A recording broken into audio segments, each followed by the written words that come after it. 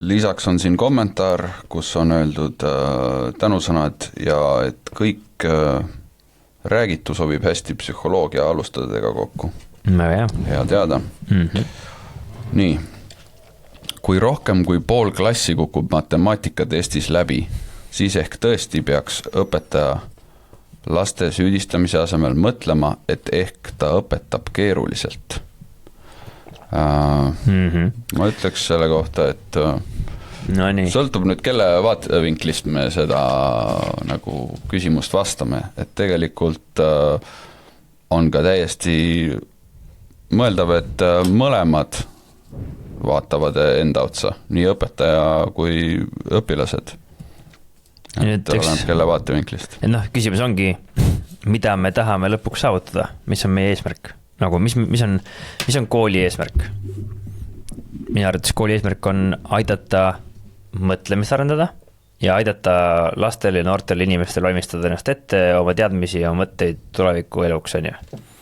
Siis küsimus ongi, et kas me tahame, et lapsed süüdistaks õpetajat ja kas me tahame, et õpetajad süüdistaksid lapsi?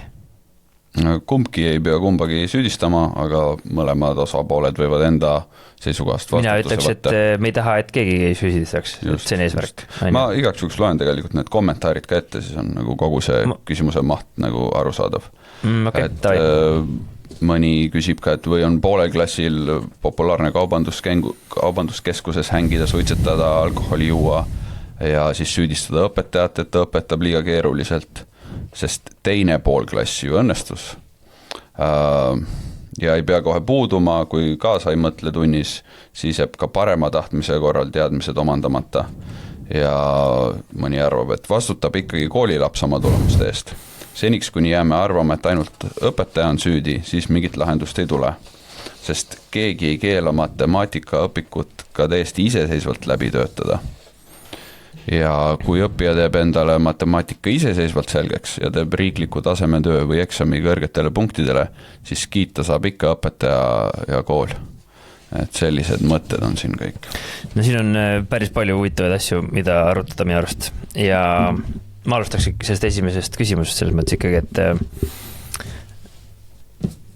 mis moodi kaitseväes on see loogika, on see, et kui mina olen instruktor ja lähen läbi viima mingisugust õpet, ma ei tea, lähen õpetama relva, lähen õpetama mingisugust tehnikat, mis võib-olla, et ma lähen õpetama lastele matemaatikat või ma lähen õpetama oma meeskonnale, kuidas mingit asjad teha, siis kaitseväes ei ole küsimust, kes vastutab. Vastutab see, kes tuli seda õpet läbi viima. Tema vastutab selle eest, et see klass omandaks need teadmised, mida tema pidi neile viima.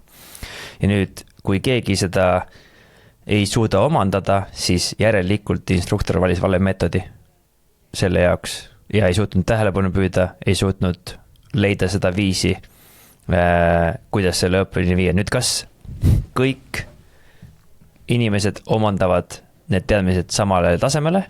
Kindlasti mitte. Mõned saavad paremini aru, mõned saavad vähem aru, mõned on osavamad relva käsitlemised, mõned on kiiremad õppijad, mõned on aeglasemad õppijad.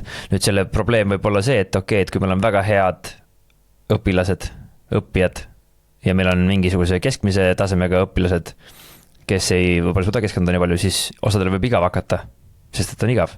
Nüüd selle jaoks, et ühtlustada mingit taset alguses baasi levelil, siis seal osadel võibki igavam olla paraku, aga nüüd mida me tahaksime nagu lastele või inimestele õpetada, minu arust on see, et igav hakkabki elus vahel. Nüüd see, kui sul on ühel päeval igav, siis me tahaksime tegelikult näiteks, et ka igav on olemine on okei. Ehk siis iga klassiruum ja iga olukord, mis koolis toimub, on tegelikult eluliselt kokku viidav sellega, mis elus ette võib juhtuda. Vahel võib olla igav, vahel võib olla põnev, osadel on kiire, osadel on vaja aidata järgi, eks me saaksime tegelikult aidata meeskonna tööd seal teha. Okei, need, kes said paremini aru, nüüd teie ülesanne on minna ja aidata neid ja õpetada nendele inimestele, nendele noortele või kuulata, mis nende mured on.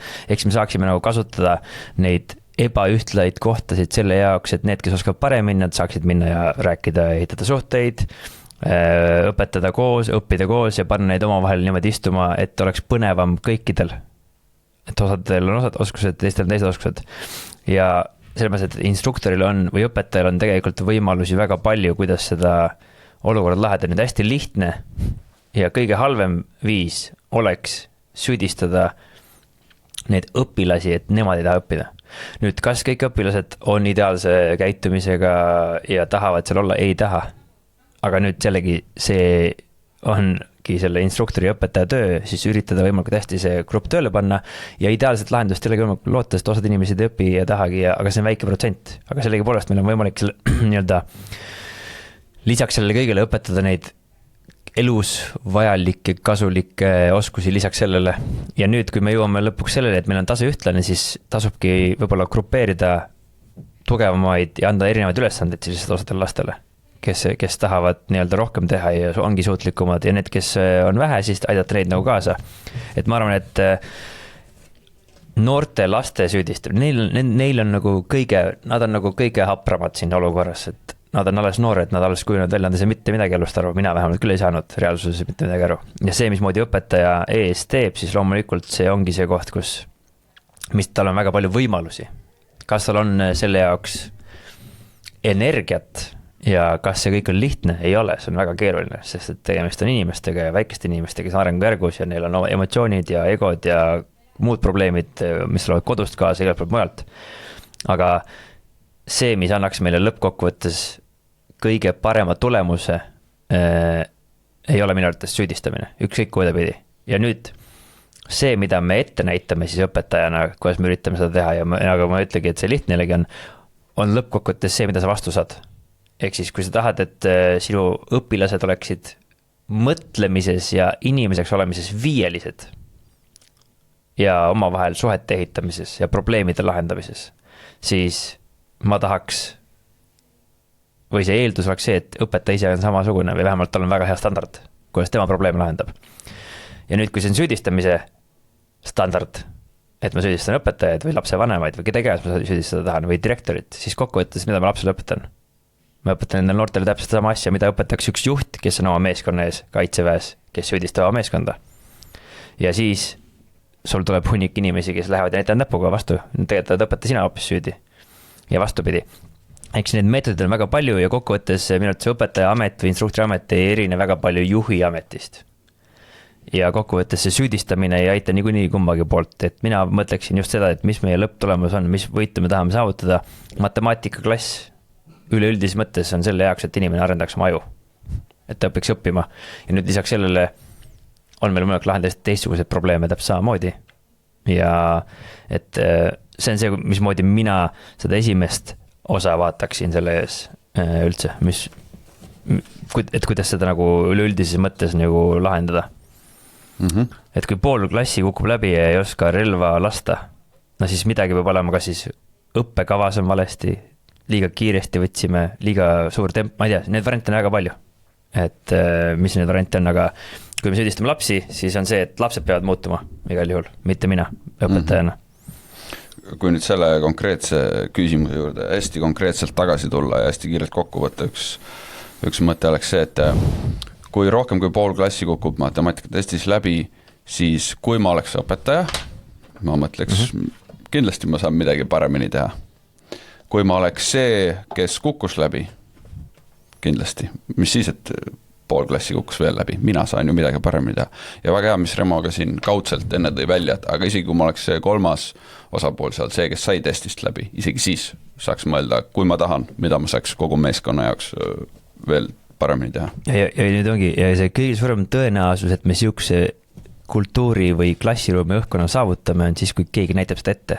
Sest ega seda keegi ette ei näita tavapäraselt liiga palju. Ja selle jaoks ongi see meeskond vaja tööle panna, sest et kokkuvõttes me tahame, et see meeskond üksteist toetaks, aitaks, on ju.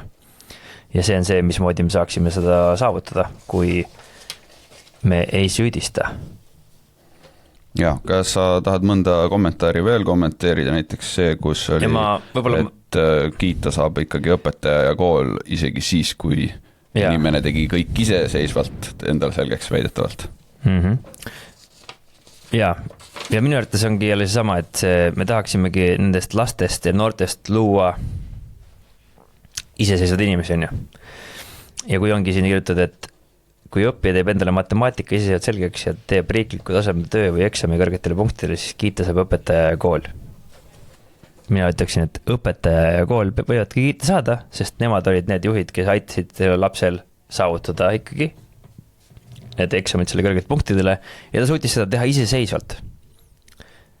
Täiesti iseseisvalt, mis ongi ilmselt kokkuvõttes ju eesmärk, mida me tahame, et õpilased ja noored saavutaksid, et kui koolist lähevad ära, siis nad ei jääks sõltuma sellest õpetajast ega sellest koolist, vaid et nad oleksid iseseisvad, mis mõttes on väga hea.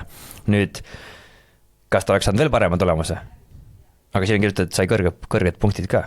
No suurepärane, et ta selle sai. Eks ta nüüd minu arvates te olete saavutanud selle eesmärgi ja kas õpilane peab nüüd kiita saama? Või õpilane peaks tundma ise rahulolu, et ta sai siukse tulemuse. Vahet ei ole, kes kiita saab ausalt öeldes. Kui õpetaja saab kiita ja kool saab kiita, väga hea, sest et nemad igal juhul, mis iganes nad ka ei teinud või tegid, lõid siukse inimese, kes sai eksami kõrgetele punktidele, et kui see on meie edu mõõdik, siis see on ju väga hästi saavutatud. Sest et nad tegid efektiivset tööd. Et see, millist meetodit valitakse selle jaoks, et seda saavutada, see on nagu hakkama vaidlema, et kelle meetod on parem, aga vaatame lõppkokkuvõttes tulemusi. Ja tulemused on ju head, nii et mina ütleksin, et see õpetaja või see kool tegi väga head tööd ja nad peavad kiita saama, sest et see nii ongi. Ja loomulikult ei tohiks siin nüüd mitte kiita seda õpilast, aga tema tulemus ongi see, mis tema peaks rahulikuks tegema. Tema teadmised, et ta sai iseseisvalt hakkama. Sest et meil ei ole vaja väljaspoolt kiitust. Sest kui me jääme väljaspoolt kiitust otsima elus, siis on nagu päris keeruline ja see tegelikult ei tekita üldse meis väga palju, ütleme, häid asju, sest me tahamegi ise olla enesekindlad, mitte otsida seda kiitust väljaspoolt. See ei ole väga kasulik, ütleks tee ei lapsele, ei täiskasvanu, mitte kellegile. Kui see, mida sa vaatasid või kuulasid, oli kasulik sulle, siis kindlasti hakkame jälgijaks, subscribe'i ja pane endale meeltuletus, sest et iga teisipäev kell 12.00 on meil siin lühike õpiamps tulemas, mida sa saad vaadata. Ja igal laupäev kell 10 on siis selline pikk vestlus, pikemas formaadis, kus me räägime juhtimisest, ärist, elust ja kõigest muust paremast, mis pähe tuleb. Nüüd kõige olulisem sõnum minul sinule tegelikult on see, et ma sooviks, et sa mõtleksid ise, et tavaliselt öeldakse, et vaata järgmist videot ja klikid siia või kuhu iganes kohta, siis mina ütlen, et enne kui sa kuhu üldse klikkima hakkad, siis mõtle, kas sul on päriselt seda asja vaja. Sest tõenäosus on see, et see, miks sa sinna järgmisele videole klikid, on juba vabandus. Ja mille koht see vabandus on? Ehk siis sa tahad õppida juurde, aga tegelikult sa juba tead, sa oled ära õppinud kõik asjad ja sul oleks vaja tegutsema hakata, mitte siin üldse rohkem videosid vaadata. Ja kuna see algoritm on niivõrd võimas, ma ise olen lasknud selle ennast juhtida ja tõenäoliselt lasen ka tulevikus, sest see on niivõrd efektiivselt üles ehitatud. Aga mina ei taha lasta algoritmil oma elu juhtida ja ma loodan, et sina ka ei taha. Ja emotsioonid on lühiajaline mõtle, et emotsiooni peale klikkida seda järgmist videot ei ole väga kasulik pikaajaline otsus. Ehk järg laske oma taktikalisel mõtlemisel üle võtta, sellel emotsionaalsel mõtlemisel, vaid laske oma tugevusel tõusta välja, ehk siis mõttevõimel ja tehke strateegilisi otsuseid. Et iga inimene on kindral ja sõdur samal ajal, et peab mõtlema ja tegutsema nagu sõdur siin taktikalisel levelil, aga strateegilise eesmärkide nimel. Ehk siis mis on need asjad, mida te päriselt tahate elus saavutada? Te tõenäoliselt ei saavuta neid siin internetis. Eks järgi muutugi robotiteks, see oleks kõige hullem asi, ärge laske seda vabadust endalt ära võtta, seda on lihtne ära võtta, sest et me võitleme väga efektiivsete vastaste vastu nii-öelda, või vähemalt mina võitlen oma peas.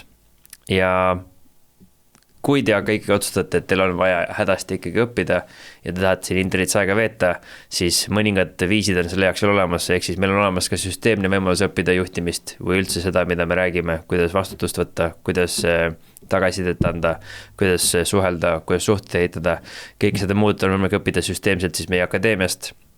Ja kui teil on küsimusi, siis kindlasti kirjutage kõik lingid, mida me kõike veel teeme. Me teeme noortele asju, me teeme täiskasvanute asju, me teeme internetis asju, me teeme päris elus asju. Kõik need lingid on video all ja sealt leiate informatsiooni, keda huvitab. Ja minu viimane lõpusõnum on see, et internet ei ole elu.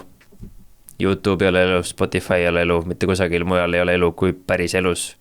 Nii et minu soovitus on teile, õppige siit, leidke võimalikult kiiresti need vastused ja siis minge rakendama neid, sest et ainukene viis tagasi, et saada päris elust. Ja siis, kui te tegutsete. Senikaua, kui te olete siin, siis te lihtsalt tarbite. Ja kui te tarbite, siis see on okei. Kui see on teadlik otsus, kui see ei ole teadlik otsus, siis nüüd tehke teadlik otsus ja liikuge välja päris lahinguväljale. Vaat, see ongi minu sõnum. Edu teile!